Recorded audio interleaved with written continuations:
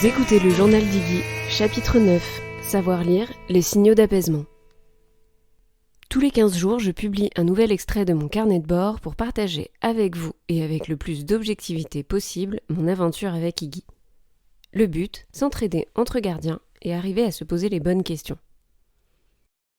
Dans ce chapitre, nous discuterons des signaux d'apaisement et de leur importance dans la relation avec l'humain.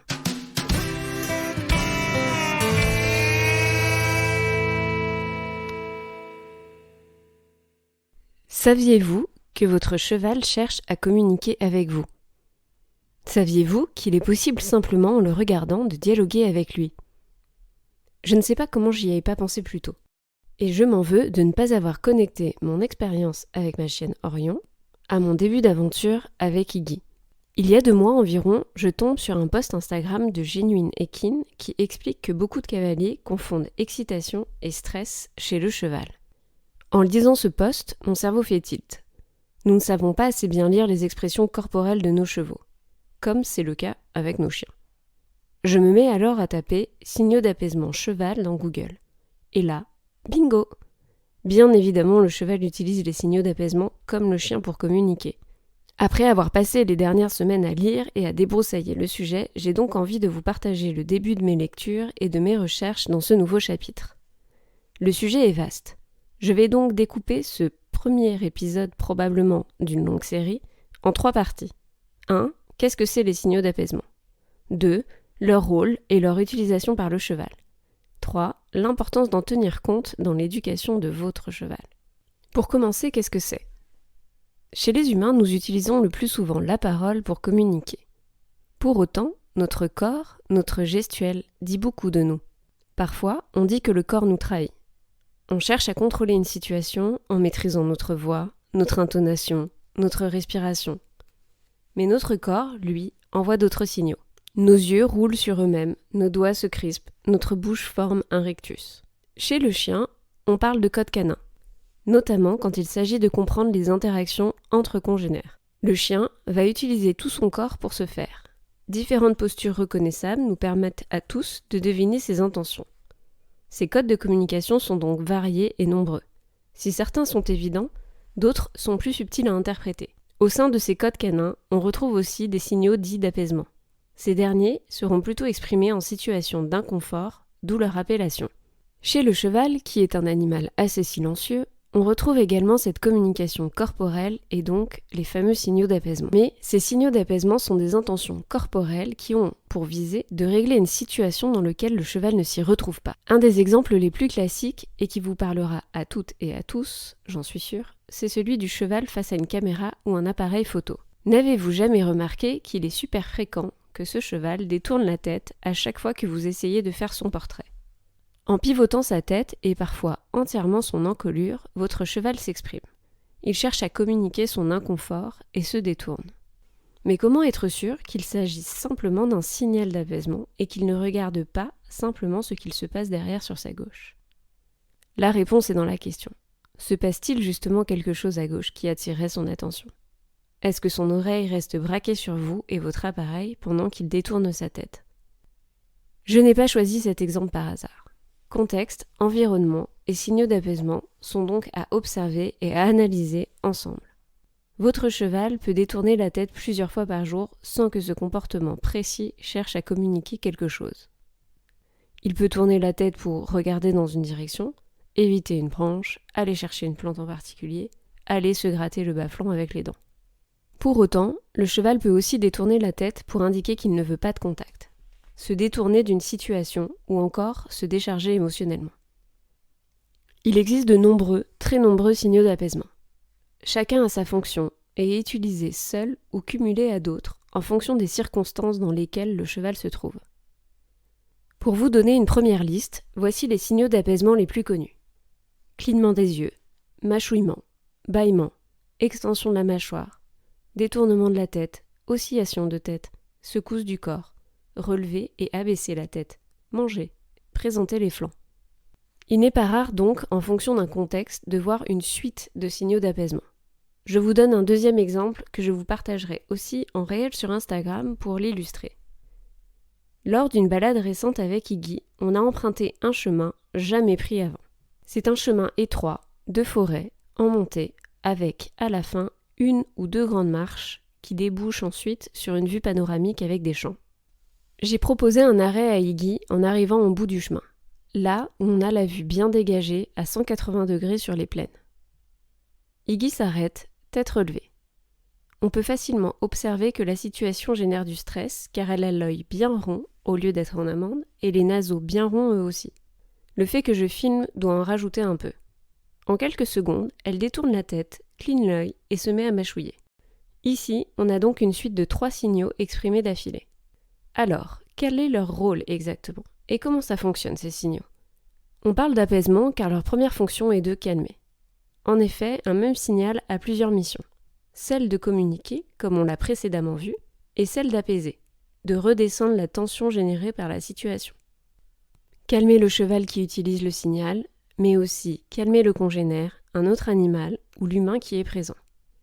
On a vu qu'un même geste peut avoir une fonction mécanique, détourner la tête pour améliorer son champ de vision, mais peut devenir aussi un signal selon le contexte, comme par exemple quand on pointe un appareil photo.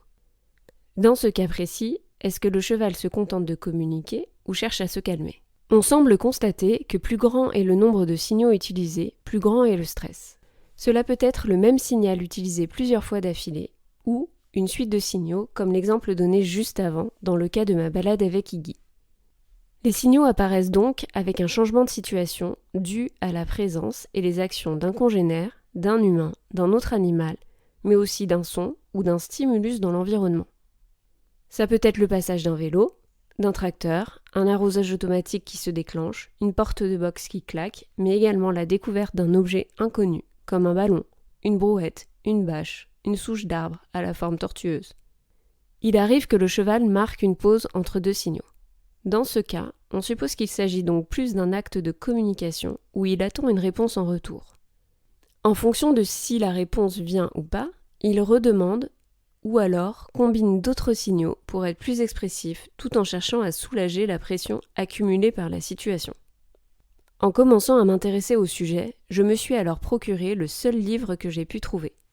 Il a été écrit par Rachel Drysma. J'espère que ça se prononce comme ça. Et il n'existe à ce jour qu'en anglais. Rachel montre et explique l'échelle de communication des signaux d'apaisement. Je vais bien sûr vous scanner la page et vous la mettre à disposition en description de l'épisode. Pour résumer, on voit sur cette page la progression pas à pas de l'utilisation des signaux d'apaisement. Au démarrage, il n'y a pas de stress.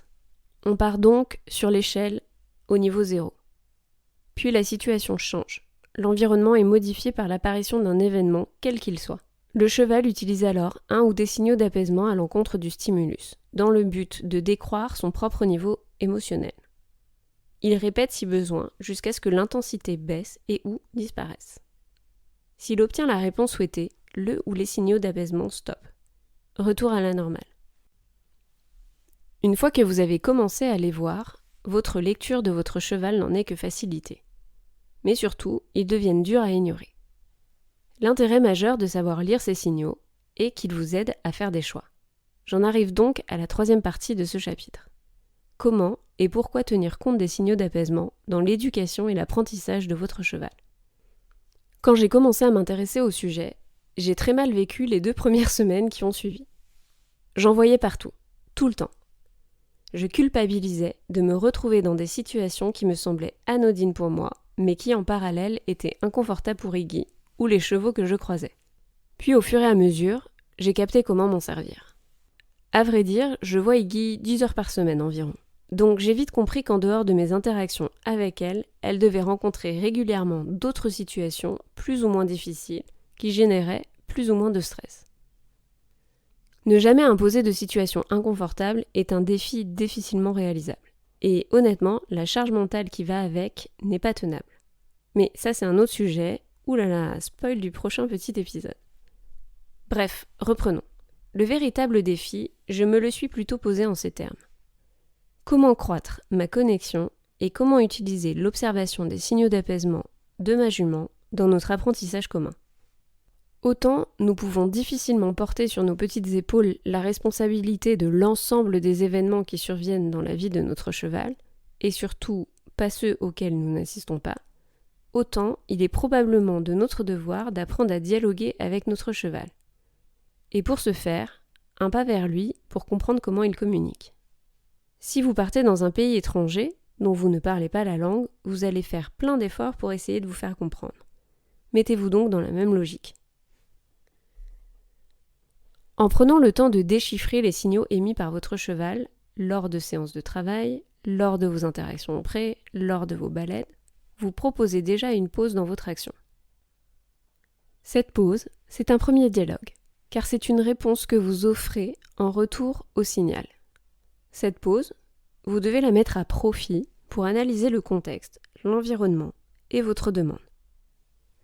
Cette pause, elle est d'une grande aide pour vous aider aussi à décomposer l'exercice que vous proposez, pour découper l'action que vous êtes en train de faire. Elle vous permet de juger si votre cheval est apte ou pas à continuer. Quel que soit votre projet équestre, vos ambitions de sport, vos ambitions de loisirs, savoir lire les signaux et composer autour, c'est l'assurance de mieux performer sur le long terme. On peut tous vivre ou travailler un temps sous la pression. Mais quand celle-ci devient écrasante, on part tous en vrille. Humains, chevaux, chiens, nous avons tous ce point en commun. Dans le cas d'un cheval dont le tempérament est très peureux, ces signaux devraient vous apparaître très clairement et ils seront des outils indispensables pour savoir où est le seuil de tolérance. Je fais un clin d'œil ici au chapitre 7 sur la personnalité du cheval. Pour les cerveaux dits droits introvertis, c'est une ressource puissante. Voir les petits signes et s'arrêter à temps, c'est limiter l'effet explosion venu de nulle part. Pour les gauchers introvertis aussi. Voir l'ennui, le désintérêt, grâce aux signaux, c'est savoir s'adapter et changer ses propositions pour susciter l'attention et la curiosité de votre compagnon. Alors certes, tous les chevaux sont différents.